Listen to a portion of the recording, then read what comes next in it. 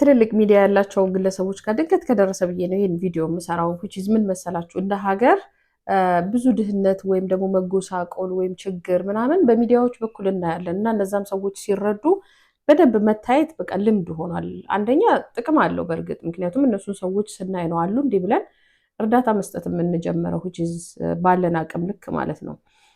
የኔ ግን ሀሳብ ምን መሰላችሁ እነዚህ ችግሮች በትልልቅ ሀገሮችም እንደኛ አይነት ባሉ ሀገሮችም ውስጥ አሉ። ነገር ግን በጣም ገዝፈው መታየት ያለባቸው ሌሎች ጉዳዮች አሉ። ምክንያቱም እንደ ሀገር ይሄ ሰርፌስ ላይ ያለውን በየግለሰብ ደረጃ ያለውን ችግር ብቻ ሳይሆን መፍታት ያለብን አስቀድመን እንደ ሀገር ሊለውጡ ወይም ደግሞ ሀገርን ሊያሳድጉ የሚችሉ የተለያዩ ፈጠራ የሚሰሩ ሰዎች አሉ።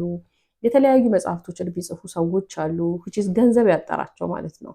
ያንን ገንዘብ ልክ ሌሎች የተቸገሩ ሰዎችን እንዲበሉ እንዲጠጡ ሕክምና እንዲያገኙ ወይም ደግሞ የራሳቸውን ንግድ እንዲከፍቱ ተብሎ በጣም በትልልቅ ሚዲያዎች በኩል ያቺ ትንሽ እርዳታ እየተሰጠ ማሳየት ማለት ኢትስ ኤ ጉድ ቲንግ ግን ትንሽ ነው። በተለይ ኢኖቬሽን ስራ ላይ ወይም ደግሞ ትልልቅ ፈጠራ የሚሰሩ ሰዎች አሉ እውነት ለመናገር በየቤቱ የተቀመጡ እነሱን ማበረታታትና የደረሱበትንም ደረጃ ሆነ ተብሎ ለህብረተሰቡ ማሳየት ቢቻል የመጀመሪያው ነገር እንደ ህዝብ ስለ ሀገራችን ያለን ኢሜጅ ወይም ደግሞ አመለካከት በጠቅላላ ይቀየራል።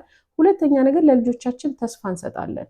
ለምሳሌ በአሁን ሰዓት ሁሉም ሰው የሚያስበው የሆነ ነገር ይዘህ መገኘት አለብህ የሚል ሀሳብ አለ። ለምሳሌ አይምሯችንን በደንብ አስፍተንም ፖቴንሻላችንን ማውጣተንም ለመጠቀም መጀመሪያ የሆነ ገንዘብ እንጠብቃለን። እንደዚህ አይነት ልምድ አለ። ከዜሮ ተነስቶ ግን ሰው ቢሰራና የሆነ ሰው ሰርች አድርጎ አንስቶት ለምሳሌ ትልልቅ ሚዲያዎች ሊሆኑ ይችላሉ፣ ዩቲዩበሮች ሊሆኑ ይችላሉ፣ ዋቴቨር ብቻ እነሱ ሄደው ለዛ ሰው የሚያስፈልገውን ገንዘብ ከሌሎችም ትልልቅ ተቋማት ሰብስበው ሰጥተው ያንን ኢኖቬሽን ወይም ደግሞ ለሀገር የሚሆን ሶሉሽን መፍትሄ እና ፈጠራ ማሳየት ብንለማመድ የሚል ነው መልእክቴ። መልካም ጊዜ